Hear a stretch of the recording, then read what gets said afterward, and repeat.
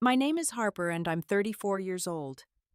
Right now I'm sitting in my lawyer's office, my hands trembling as I sign the papers that will change everything. 3 weeks ago, my husband Daniel sent me a text message that shattered 8 years of marriage and $700,000 of my investment. He told me I wasn't welcome on the European trip we'd planned for months because his mother wanted it to be family only. They thought I'd wait for them like I always did. Before I continue with what became the boldest decision of my life, I'd love to know where you're watching from today. If this story resonates with you, please hit that like button and subscribe to hear more stories about standing up for yourself. Let's dive into how I discovered that sometimes the best response to betrayal is taking back everything that was rightfully yours. The story of Daniel and me started 10 years ago at a technology conference in San Francisco. I was working as a finance director for a Fortune 500 company, pulling in a comfortable six-figure salary and building my investment portfolio. Daniel was this brilliant software engineer with incredible ideas but no capital to bring them to life. He had this infectious enthusiasm when he talked about revolutionizing logistics through AI-powered applications. We connected instantly over coffee between sessions. He was different from the corporate guys I usually dated. Daniel had dreams bigger than corner offices and stock options. He wanted to build something meaningful, something that would change how businesses operated. I found myself drawn to his passion, his vision of the future where technology could solve real-world problems. 2 years later, we got married in a small ceremony in Napa Valley. My parents flew in from Boston, still skeptical about this tech guy who'd swept their daughter off her feet. Daniel's family came from Connecticut. His mother, Margaret, a widow, who'd raised 3 kids alone after her husband passed away 15 years earlier. His younger brother, Kevin, 28, and perpetually between jobs. His sister, Lisa, 31, recently divorced with 2 young children. From the beginning, Margaret made it clear she thought Daniel could do better. She never said it directly to my face, but I heard the comments she made when she thought I wasn't listening. How her son was a genius who deserved someone who understood his brilliance. How I was too focused on money and spreadsheets to appreciate his creative mind. Lisa would make passive-aggressive comments about career women who thought they were better than stay-at-home moms. Kevin just ignored me entirely, only acknowledging my existence when he needed Daniel to lend him money. But Daniel defended me back then. He'd hold my hand under the table during awkward family dinners and whisper jokes to make me laugh when his mother got particularly cold. He told me his family would come around once they saw how happy we were together. 3 years into our marriage, Daniel came to me with his business plan. He'd been working on it for months, staying up late after his day job to perfect every detail. The concept was brilliant, using artificial intelligence to optimize supply chain management for mid-sized companies that couldn't afford enterprise solutions. He'd already built a prototype that impressed everyone who saw it. The problem was funding. Banks wouldn't give loans without collateral. Venture capitalists wanted too much equity and control. Daniel looked at me with those brown eyes full of hope and asked if I believed in him enough to invest our savings. I didn't hesitate. I liquidated my stock portfolio worth about $400,000. I cashed out my 401k early, taking the penalty because I believed the business would more than make up for it. When that wasn't enough to cover all the startup costs, I even sold the rental property my grandmother had left me in Cambridge, adding another $300,000 to our investment fund. $700,000 total. It was everything I had built in my career, every sacrifice I'd made working 80-hour weeks, every bonus I'd saved instead of spending. But I wasn't just investing in a business. I was investing in us, in our future together. I became the company's CFO, though I never took a salary. My day job at the Fortune 500 company paid our bills while every penny the business made got reinvested. I'd leave my office at 6, grab takeout on the way home, and work on the company's books until midnight. Weekends were for meeting potential clients, refining financial projections, and managing vendor relationships. Daniel focused on product development and building the tech team. He was brilliant at it, creating features that made our competitors look outdated overnight. Within 6 months, we had our first paying customer. Within a year, we had 20. By the second year, we were profitable. The success changed things gradually. Daniel started dressing better, trading his old hoodies for tailored shirts and expensive watches. He leased a Tesla Model S, saying we needed to project success to attract bigger clients. He moved our home office to a trendy co-working space downtown, then to our own suite in a high-rise building. That's when his family suddenly became interested in the business. Margaret started calling Daniel daily, asking about his success, praising his genius, reminding him that family should always come first. She'd never shown interest when we were struggling when I was covering our mortgage alone while every other penny went to the business. But now that there was money flowing, she had opinions about everything. The Thanksgiving after we signed our contract with Amazon was when things really shifted. Margaret spent the entire dinner talking about how proud she was of Daniel, how she always knew he'd be successful, how he was proof that good genes and proper upbringing created greatness. Not once did she acknowledge my contribution. When Daniel mentioned I'd handled the entire financial side of the Amazon negotiation, she changed the subject to ask Lisa about her kids. After dinner, she pulled Daniel aside for a private conversation in her study. I could hear pieces through the door. She was telling him he needed to take care of his real family now that he had the means. Kevin needed a job, a good position that would finally set him on the right path. Lisa was struggling as a single mom and deserved better than working retail. Daniel came out of that room different. He was quiet on the drive home, and when I asked what his mother had said, he just squeezed my hand and said she meant well. 2 weeks later, he told me he was hiring Kevin as our marketing director. I pulled up Kevin's resume, which was mostly gaps and entry-level positions he'd been fired from. He had no marketing experience, no relevant degree, and had never shown interest in our industry. When I pointed this out, Daniel got defensive in a way he'd never been with me before. He said family was complicated, that I wouldn't understand because my family was stable and successful. He said Kevin deserved a chance to prove himself, that sometimes people just needed the right opportunity. The salary Daniel offered him was $20,000 more than our actual marketing manager, who'd been with us since the beginning. Lisa got hired the next month as HR manager, despite having no HR experience beyond scheduling shifts at the clothing store where she worked.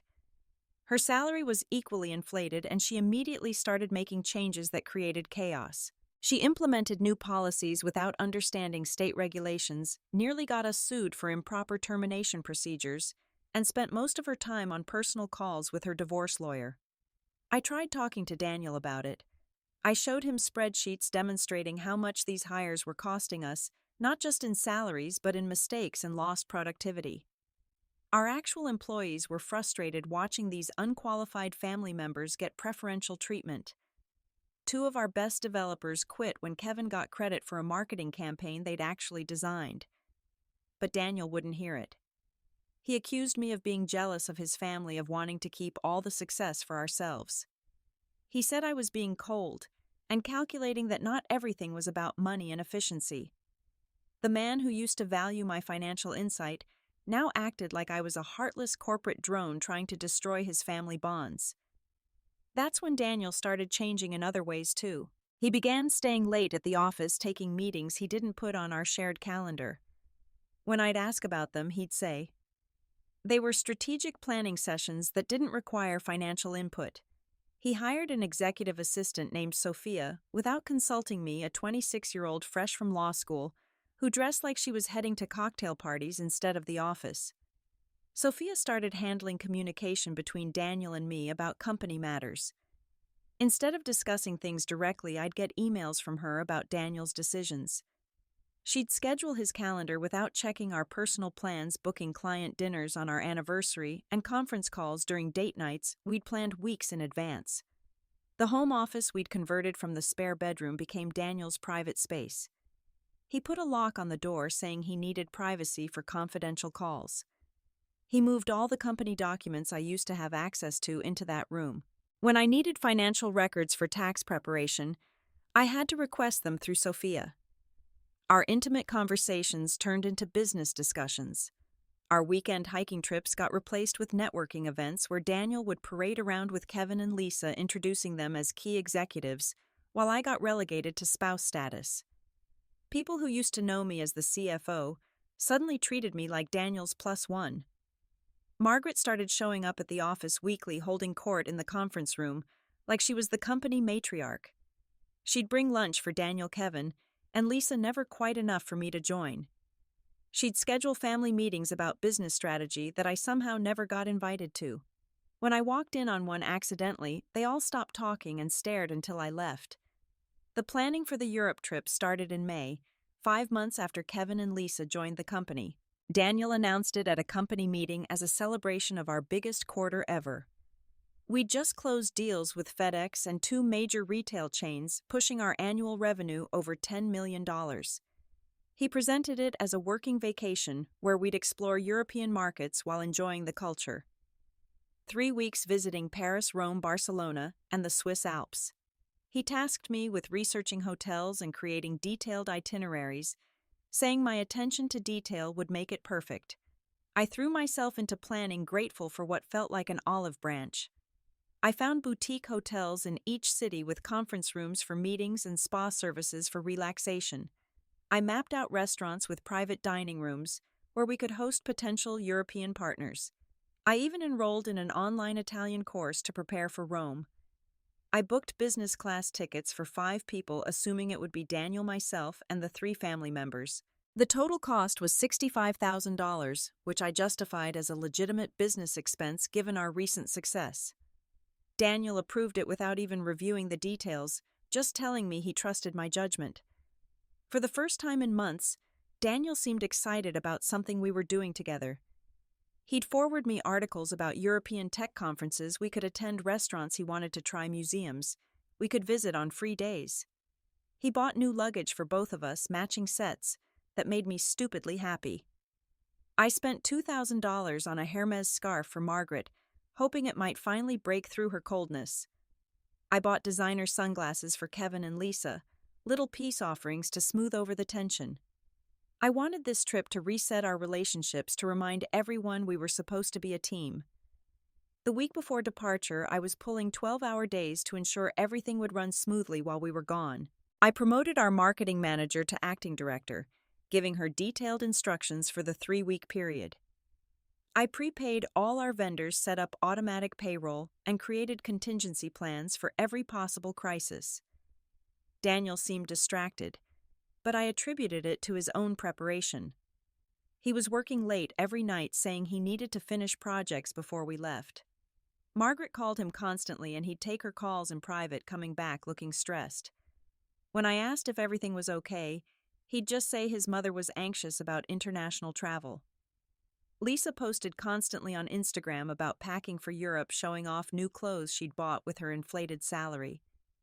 Kevin was bragging to anyone who'd listen about flying business class, about deals he planned to make in European markets he knew nothing about. The office was buzzing with envy and excitement about the executive's upcoming trip. 3 days before departure, I had my nails done, got highlights in my hair, and bought a new dress for our first dinner in Paris. I'd made reservations at a Michelin-starred restaurant Margaret had mentioned wanting to try months ago. Everything was perfect on paper. The morning of that Friday, 3 weeks before our flight, I was in a client meeting when my phone buzzed. I ignored it initially, maintaining professional focus on the presentation. It buzzed again, then again. When the client stepped out for a bathroom break, I glanced at my screen. 3 messages from Daniel. The preview of the first one made my blood run cold. I opened Daniel's messages with shaking fingers, hoping I'd misread the preview. But there it was, in black and white, 3 paragraphs of cowardice sent, while he knew I was with a client and couldn't immediately respond. Harper, I need to tell you something about the Europe trip. My mother has been very clear that she feels this should be a family bonding experience. She's uncomfortable with the dynamics when you're present and believes Kevin, Lisa, and I need this time to reconnect without outside influences. I know you've done a lot of planning, and I appreciate that. We'll use everything you've arranged, but it's been decided that you won't be coming with us. Mom thinks it's best for family unity, and after thinking about it, I agree. You understand how important family is. The tickets and hotels are already paid for, so there's no financial loss. Consider it a chance to take some personal time while we're gone. We can talk about it when I get back. This isn't about us as a couple, it's about me being a good son and brother." I stared at the screen until the words blurred. Outside influences. That's what 8 years of marriage had been reduced to. $700,000 of investment made me an outside influence. Working 18-hour days to build his dream made me an outside influence. My client returned, and I somehow finished the presentation on autopilot. The moment they left, I called Daniel. Straight to voicemail. I called again, and again. 23 calls, all unanswered. I texted him demanding an explanation, asking if this was some kind of sick joke, begging him to pick up the phone. Finally, I called the office. Sophia answered with her perpetually perky voice, informing me that Daniel was in an important meeting and couldn't be disturbed. When I told her it was an emergency, she had the audacity to say he'd specifically instructed her not to interrupt him for any personal calls today. I drove home in a rage, my hands gripping the steering wheel until my knuckles went white. The house was empty when I arrived. Daniel's suitcase was gone from our closet, his passport missing from the drawer. The itinerary I'd printed and highlighted sat on the kitchen counter with a sticky note that said, "Thanks for this. I called Margaret next, desperate enough to humiliate myself if it meant understanding what was happening." She answered on the first ring as if she'd been expecting my call. Her voice was ice when she spoke. "Harper, dear, I think you're overreacting. This is simply a family trip now. You were never really part of the family, were you? You're Daniel's wife, yes, but that's a legal arrangement. Blood is different. Surely someone as logical as you can understand that distinction." "I invested everything in Daniel's company," I said, my voice breaking. "I gave up my entire savings, my inheritance, my grandmother's property. I worked without salary for 3 years. How am I not family after that?" Margaret laughed, actually laughed. "Oh, Harper, always making everything about money. This is exactly why you don't fit. Real family doesn't keep score. Real family doesn't need contracts and calculations. You've never understood that. Daniel's success came from his genius and his upbringing, not your spreadsheets." "Does Daniel know you're speaking to me like this?" I asked. "Daniel agrees with everything I'm saying. Why do you think he's not taking your calls? He's finally realized that success means taking care of those who truly matter. Kevin and Lisa have struggled while you've hoarded resources. Now it's their time. Your financial contribution has been noted and appreciated, but your active involvement is no longer necessary." She hung up before I could respond. I stood in my kitchen staring at the photos on our refrigerator. Our wedding. Our first company celebration. The day we signed the Amazon contract. In every picture, I was smiling like an idiot who believed she was building something with her partner. Lisa posted an Instagram story an hour later, showing her business class seat with the caption, "Executive Life. Europe, here we come." Kevin posted a photo of himself at the airport lounge with a glass of champagne. In the background, I could see Daniel on his phone, probably ignoring another one of my calls. I didn't sleep that night, or the next. By Sunday morning, when their plane took off for Paris, I'd stopped crying and started planning. The first person I called was James Chen, my friend from Harvard Law, who'd become one of the city's best corporate attorneys. James had warned me years ago about protecting my investments advice I'd ignored because I trusted my husband. He agreed to see me Monday morning, no questions asked. "Harper," he said after reviewing everything, "you might actually have more power here than you realize. The building your company operates from, that's still in your name, only inherited from your grandmother. The lease agreement between you as landlord and the company as tenant. It has a 30-day termination clause for owner occupation or sale." "What about my shares in the company?" I asked. James pulled up the documents Daniel had me sign 2 months ago. "This is where it gets interesting. Yes, Daniel transferred 34% to Kevin and Lisa, 17% each. But your 49% is still valuable, especially with this buyout clause. Any shareholder can trigger a sale to a third party if they own more than 40%. "Would anyone actually buy it?" James smiled for the first time since I'd walked in. Harper, your company just signed contracts with Amazon and FedEx. Your technology is proven and scalable. I can think of 5 competitors who'd love to acquire you. Technova Corporation in particular has been trying to break into your market segment. That afternoon, while Daniel was posting a photo from the Eiffel Tower, I was on a conference call with Technova's acquisition team. They'd been monitoring our company for months, impressed by our growth, but concerned about what they diplomatically called leadership instability with the recent family hires. When I explained the situation and my willingness to sell, they barely contained their excitement. 49% ownership would give them effective control, especially with the inexperienced family members as the only other shareholders. They offered $2.3 million for my shares, with the deal to close in 3 weeks, conveniently when the Europe trip ended. But I wasn't done. The house Daniel and I lived in had been my inheritance, purchased before our marriage with money from my grandmother's estate. Daniel's name wasn't on the deed, something that had never mattered when we were partners. Now it mattered very much. I contacted a property management company that specialized in corporate relocations. Within 48 hours, I had a 2-year lease agreement with a tech executive from India relocating with his family. They wanted immediate occupancy and were willing to pay 6 months up front.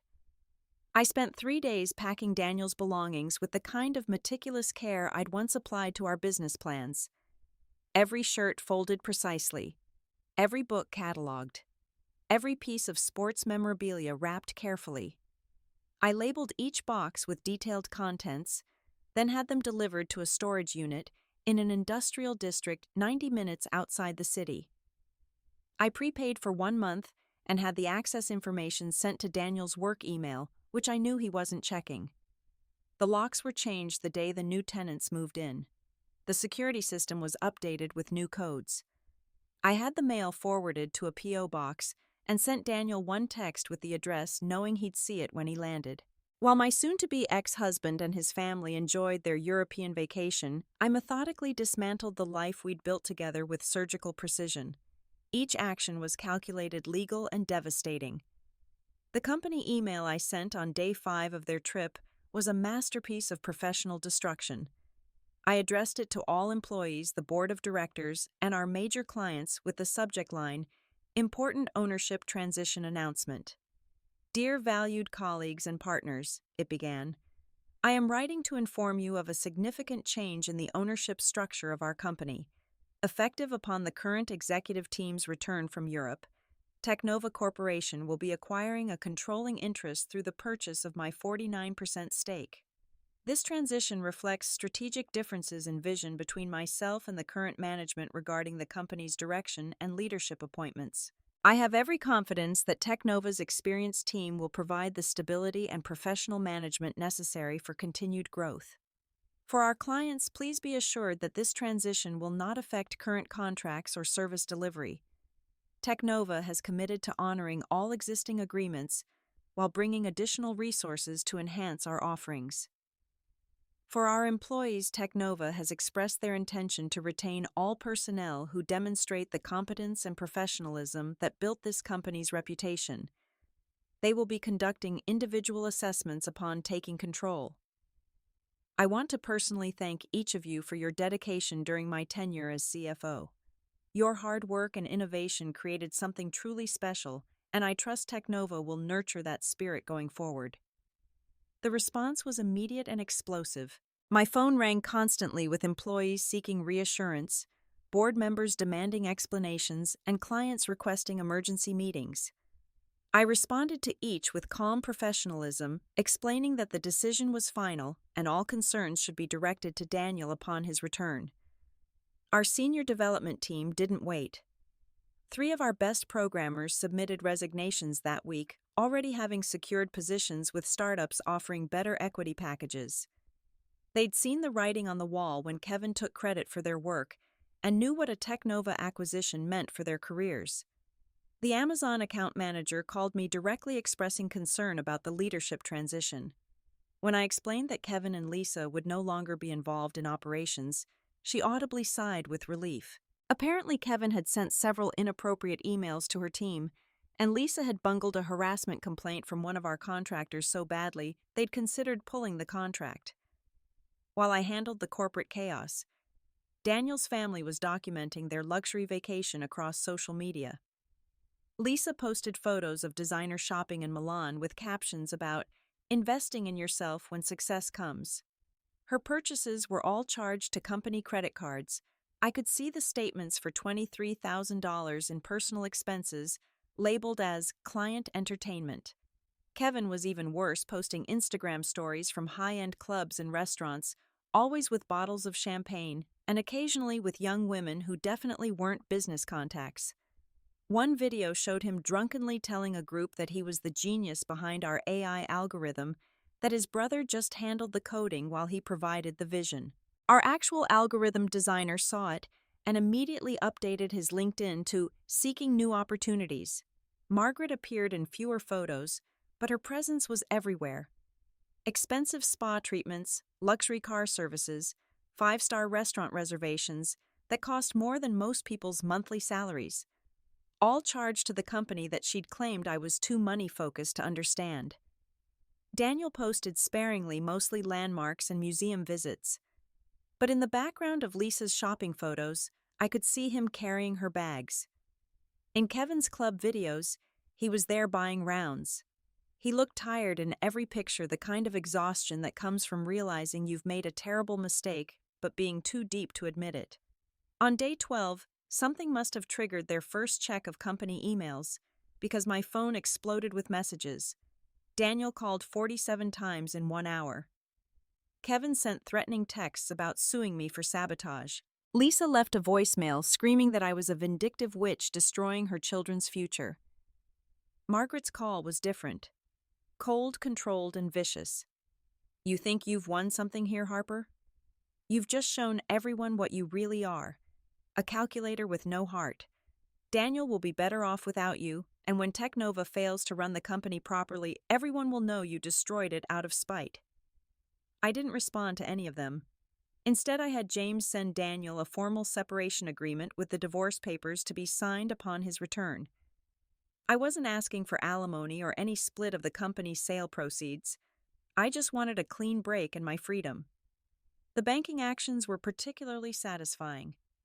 Our joint checking account had a balance of $243,000 accumulated from Daniel's salary and bonuses, while mine went to household expenses.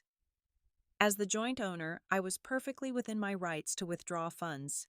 I took everything except $1, leaving just enough to keep the account open. The joint credit cards were all canceled with a phone call. The investment account we'd started for our future children was liquidated, and the funds transferred to my personal account another $87,000 that would help restart my life. But the masterstroke was the corporate credit cards. As CFO, I had administrative control over all company cards. The moment the Europe trip ended, I set daily limits of $100 on each card held by Daniel, Kevin, and Lisa. Still functional for true business expenses, but useless for their lavish personal spending. I also changed every software subscription the company used to require my personal authorization for access. Our CRM system, project management platform, code repository, client communication tools, all now locked behind passwords only I controlled. I documented each password and left them with James to transfer to Technova upon completion of the sale. But until then, the company was effectively frozen. On day 15, I got a call from a number I didn't recognize. It was Sophia Daniels' assistant calling from her personal phone. "Harper, I need you to know something. I was never trying to undermine you. Margaret hired me specifically to create distance between you and Daniel. She paid me directly outside the company to handle things in a way that would isolate you." "Why are you telling me this now?" I asked. "Because what they're doing is wrong. And because I just heard Daniel on the phone with divorce lawyers from Rome trying to figure out how to hide assets from you. He doesn't know about Technova yet, but he's planning to claim the company is worth nothing because of the debt load." I thanked Sophia and gave her James's contact information. Her testimony would be valuable if Daniel tried to play games with the divorce. She also sent me screenshots of text messages between Daniel and Margaret from the past 6 months, discussing how to gradually push me out of the company and their lives. One particularly damning message from Daniel read, "Mom, you're right. Harper's too controlling with the money. Once we get her out of daily operations, I can restructure everything. She won't even notice until it's done. Margaret's response. She was always too smart for her own good. But family is smarter. Get Kevin and Lisa in position first, then we can deal with her properly. The real chaos began the moment their plane touched down at JFK. I'd been tracking their return flight, watching as it descended toward the eastern seaboard, carrying 3 weeks of delusion back to reality. My phone sat silent on my new apartment's kitchen counter, its screen lighting up with notification after notification that I didn't bother to read. Daniel's first call came at 4:17 in the afternoon, presumably from the moment they cleared customs and he could turn on his phone properly. The voicemail was 20 seconds of heavy breathing and muffled arguing in the background before he managed to speak. Harper, what did you do? What the hell did you do? The credit cards aren't working. Technova sent me an email about acquisition. The employees are all quitting. Call me back right now. This isn't funny. The second call came 10 minutes later from the taxi line. The company credit card just got declined. Mom had to pay for our cab with her personal card. Harper, I don't know what you think you're accomplishing here, but you need to fix this immediately. We're partners. You can't just destroy everything because you're upset about a vacation. By the time they reached the house, the calls had evolved into barely coherent rage. I could hear Margaret shrieking in the background when they found the Indian family's children playing in what used to be our front yard. The new tenant, a soft-spoken software architect named Raj, later told me Daniel had tried to force his way inside, insisting he owned the house until Raj threatened to call the police. Lisa's Instagram stories abruptly shifted from luxury shopping to shaky videos of them standing on the sidewalk with their luggage, her voice high and panicked. Can you believe this? We come home from a business trip and find squatters in Daniel's house. This is what happens when you trust the wrong people with your life. The storage unit information I'd sent to Daniel's work email was buried under hundreds of urgent messages from employees, clients, and Technova's transition team. It took them 3 hours to find it, then another 2 hours to drive there in a rental car, because Daniel's Tesla had been repossessed the day before when I stopped making the lease payments from our joint account. Kevin posted a furious rant on LinkedIn that he deleted 20 minutes later, but not before screenshots circulated among our industry contacts. He called me a vindictive gold digger who couldn't handle real family dynamics, and claimed I'd sabotaged a multi-million-dollar company out of petty jealousy. The comments section roasted him so thoroughly that he made his entire profile private. Margaret's response was to show up at my office, or rather attempt to. The security desk called to tell me a Margaret Sullivan was demanding to see me, claiming to be family. I instructed them to tell her I had no family by that name and to please escort her out. The security footage, which someone leaked to our industry Slack channel, showed her being firmly but politely removed while screaming about lawsuits and destruction of property. That evening, while they presumably hunted for hotel rooms they could afford, I had dinner with 3 of our former senior developers who were starting their own company. They offered me a position as their CFO with a 30% equity stake. I politely declined, having already accepted a position with Microsoft as their new VP of Financial Strategy for the Cloud Computing Division. The job offer had come through James's network, a perfect role that would let me relocate to Seattle and start fresh. $350,000 base salary plus bonuses and stock options that would vest over 4 years. Real money, real respect, and no family drama disguised as business decisions. Daniel found the divorce papers the next morning when he finally accessed his work email at an internet cafe. The storage unit had Wi-Fi but no computers, and his laptop was locked in the office he could no longer access. He called James's office instead of mine, demanding to know how I could do this after everything we'd built together. James, professional to the core, simply informed him that everything you built together was built with Harper's $700,000 and 3 years of unpaid labor, while Daniel's family members collected inflated salaries for incompetent work. The call ended with Daniel screaming about fairness and James calmly stating that fairness was exactly what I was seeking. The meeting with Technova happened on a Tuesday, 5 days after their return. Daniel showed up in a wrinkled suit flanked by Kevin and Lisa, who looked like they'd rather be anywhere else. Margaret tried to attend, but was refused entry as a non-shareholder. I watched it all through video conference from my lawyer's office, having no intention of being in the same room as them. Technova's CEO was brutally efficient. He laid out their transition plan. All family members in executive positions would be terminated immediately with standard severance. The company would be relocated to their primary campus. Existing employees would be interviewed for retention based on merit alone. The technologies would be integrated into Technova's larger platform. Daniel tried to argue that the company couldn't function without his vision, that the code was worthless without his continued involvement. The CTO pulled up a technical evaluation that essentially said Daniel's code was good, but not irreplaceable, and that the real value was in the client relationships and contracts I'd negotiated. When Kevin tried to claim he owned crucial marketing strategies, Technova's marketing director actually laughed out loud. She pulled up his campaign history, showing that every successful initiative had been created by the team he'd taken credit from. Lisa didn't even try to defend her position, spending the entire meeting texting furiously on her phone. The final numbers were devastating for them. After Technova's payment to me and the company's debt obligations, Daniel's remaining 51% was worth approximately $900,000. Split 3 ways, he, Kevin and Lisa would each receive $300,000 before taxes. A decent sum, but nothing close to the millions they'd been fantasizing about. Margaret's reaction when she heard the numbers was captured by a Reddit post from someone in the building's lobby.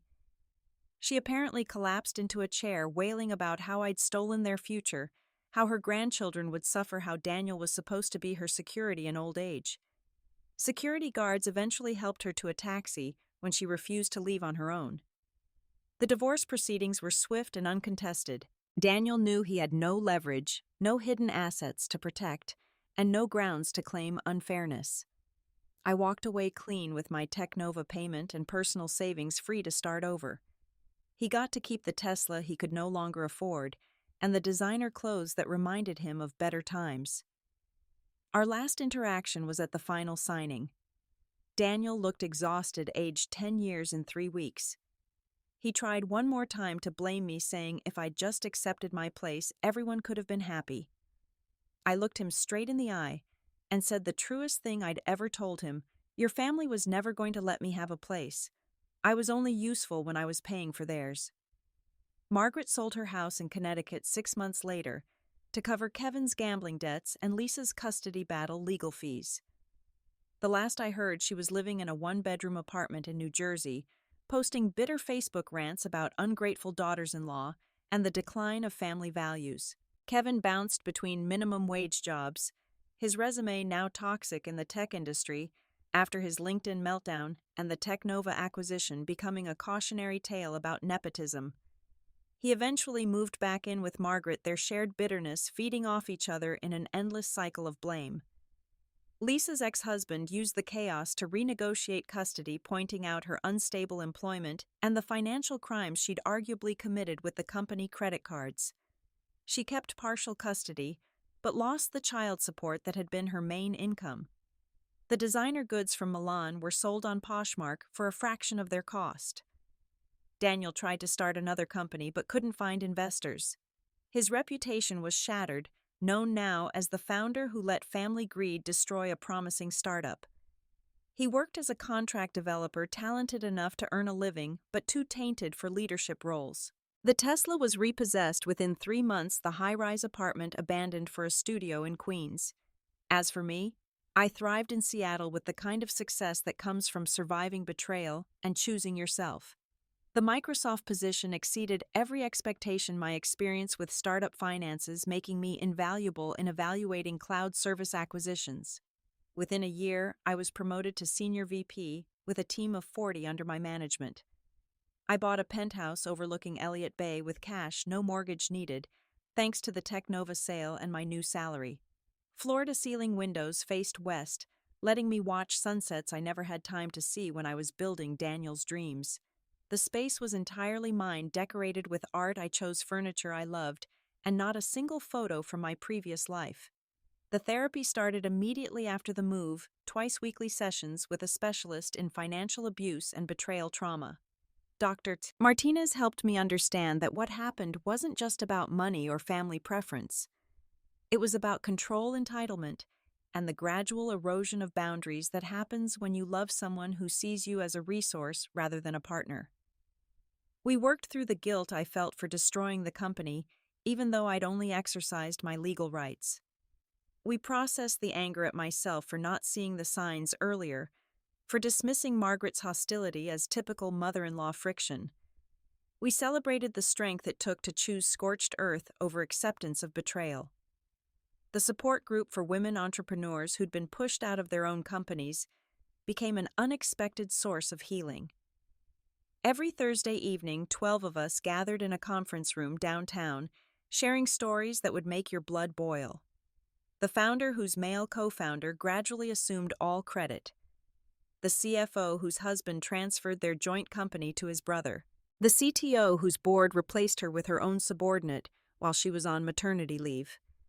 We weren't just victims sharing misery. We were phoenixes comparing notes on resurrection. Half the group had started new ventures, all with ironclad legal protections. The other half had taken executive positions with proper contracts and documented equity. We referred each other for opportunities invested in each other's ventures and created the family that business was supposed to be. My new company launched 18 months after the divorce was finalized.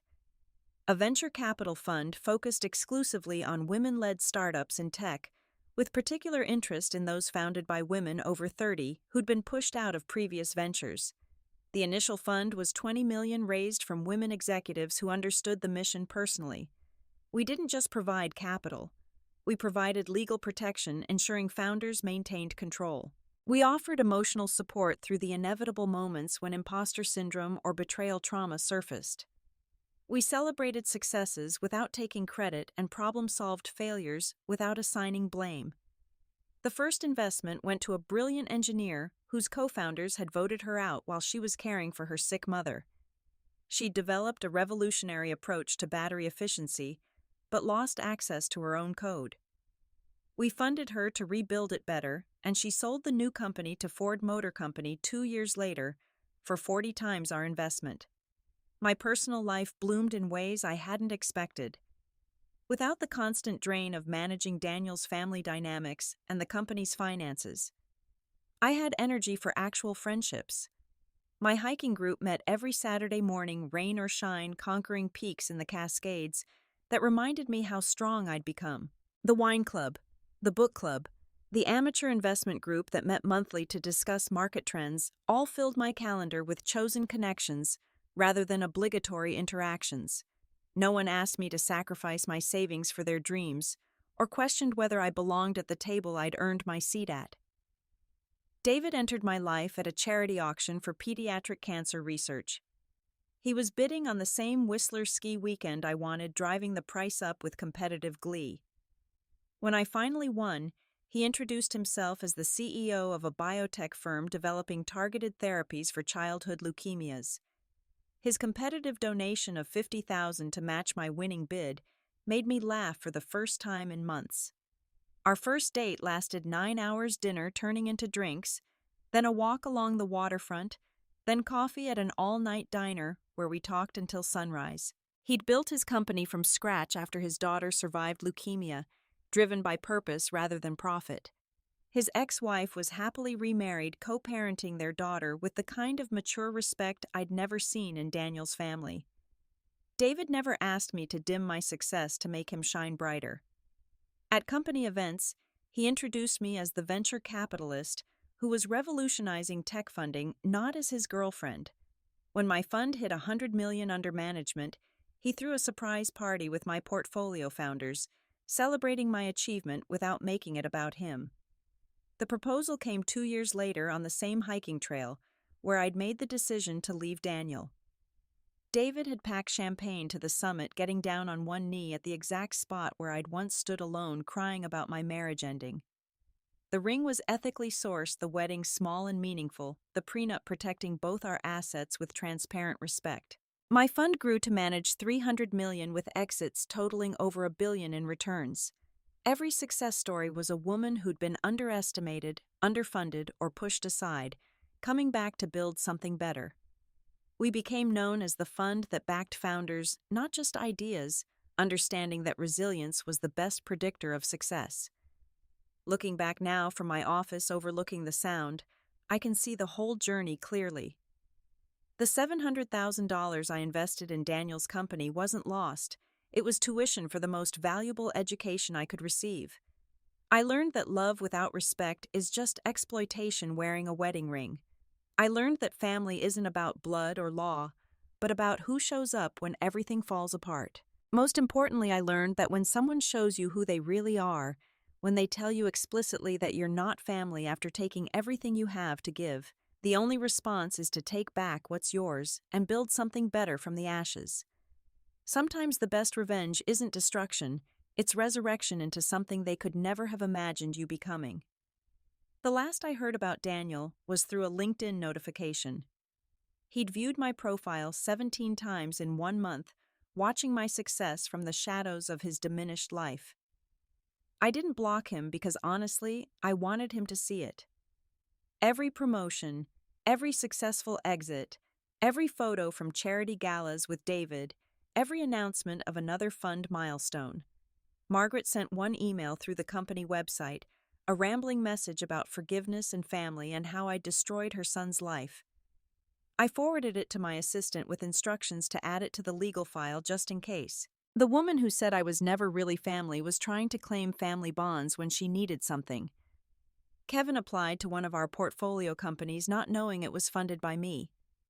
The founder called to ask if there was history she should know about. I simply told her to evaluate him on his merits alone. He didn't make it past the phone screening, his inflated resume falling apart under basic questioning about actual marketing experience. Lisa tried to connect on social media under a fake name fishing for information about my new life. The investigator I'd retained for security purposes caught it immediately, tracking the account back to her new apartment in Staten Island, where she worked as a receptionist at a dental office, her dreams of executive life crushed under the weight of reality. What I want other women to know, those of you listening who might be in that place where love and exploitation have become indistinguishable, is that it's never too late to choose yourself. The money I lost was replaceable. The years I spent building someone else's dream taught me how to build my own better, faster, stronger. When someone tells you that you're not family after you've given them everything, believe them. Then show them what you're capable of when you're no longer held back by their limitations. Build something so magnificent that your absence becomes the defining moment of their decline. The Europe trip they took without me was the best thing that ever happened to my life. While they were taking selfies at tourist spots, I was taking back my power. While they were spending money that wasn't theirs on luxury they hadn't earned, I was investing in a future where my worth wasn't determined by my usefulness to others. Every morning I wake up in my Seattle penthouse next to a man who sees me as an equal, not an ATM. I check my portfolio of powerful women building world-changing companies, not the bank accounts of ungrateful relatives. I make decisions that affect millions in funding, not whether to accept emotional abuse disguised as family dynamics.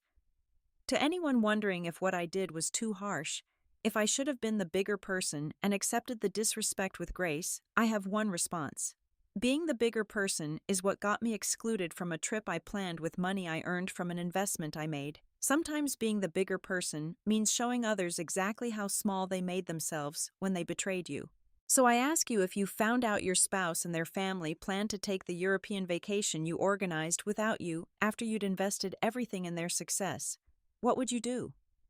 Would you wait patiently at home for them to return, accepting your designated place as the outsider who funds their dreams?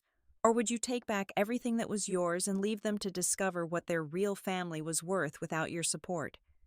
For those of you who've been through similar betrayals, who've watched your investments of love, money, and time get redistributed to people who never valued you, share your story in the comments below. Let's build a community of people who chose themselves over exploitation, who walked away from tables where they were never given a seat despite paying for the meal. If this story resonated with you, please hit that subscribe button and ring the notification bell. Your support helps me share these stories of survival and triumph with others who need to hear them. Give this video a like if you believe that sometimes the best response to betrayal is taking back everything that was always rightfully yours. Share this with someone who needs to remember their worth isn't determined by how useful they are to others. Together, we can normalize choosing ourselves over accepting disrespect, building better lives from the ashes of relationships that were never as mutual as we believed. Thank you for listening to my story. Remember that you deserve partnerships where your contributions are valued, families where your belonging isn't conditional, and love that doesn't require you to shrink yourself to fit someone else's comfort. Until next time, keep choosing yourself, keep building your dreams, and never apologize for taking back what's yours.